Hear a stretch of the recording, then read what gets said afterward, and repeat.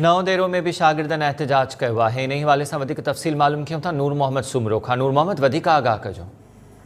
जी बिल्कुल, तालीमी बोर्ड लाड़काने पारां 9 क्लास जे शागिर्दनि खां 1100 ऐं 10 क्लास जे शागिर्दनि खां 2600 फीस उगाइण वारे वाक़े ख़िलाफ़ केयर हाई स्कूल जे शागिर्दनि जो उस्तादनि सां गॾिजी केयर ॻोठ वटां सखर लाड़काणो रोड ब्लॉक करे एहतजाजी मुज़ाहिरो करे धरणो हणियो, जंहिं सबबि रोड जे ॿिन्ही पासनि खां ट्रैफ़िक वॾे अंग में जाम थी वई। एहतजाज में शामिल उस्तादनि अयाज़ सांगी, गद्दा हुसैन लाड़कू, कुर्बान मावटो इनाम मंगी, जॾहिं त शागिर्दनि मोहम्मद इब्राहिम जखरो, नवीद शेरो, हमादुल्लाह भुट्टो, फरमान जोगी समेत केतिरा ई शागिर्द एहतजाज में शामिल हुआ।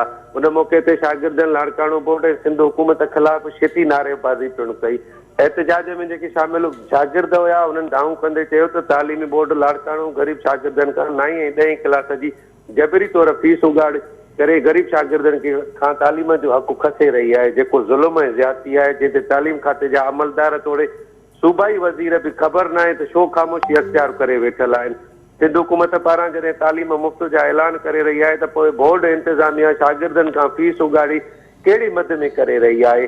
अॻु ई ग़रीब वालदेन माण्हू महांगाई ऐं गुज़िरियल बरसातुनि जे नुक़साननि खां ॿाहिरि निकिरी न सघिया आहिनि, मथां वरी फीस उगाड़ी करे ग़रीबनि जे बचड़नि खे तालीम खां महरूम रखण जी साज़िश कई पई वञे, जेका हरगिज़ पूरी थियण न ॾींदासीं। शागिर्दनि पीपी चेयरमैन बिलावल भुट्टो ज़रदारी, सिंध जे वॾे वज़ीर ऐं तालीम खाते जे सूबाई वज़ीर खां मुतालबो कयो त जेका लाड़काणो बोर्ड शागिर्दनि खां फीस उगाइण वारो फ़ैसिलो कयो आहे उहो हिकदमि वापसि वठी शागिर्दनि जे वालदेन में जेका बेचैनी पैदा थी वई आहे उनखे ख़तमु कयो वञे। जी नूर मोहम्मद, महिरबानी तफ़सील ॾियण जे लाइ।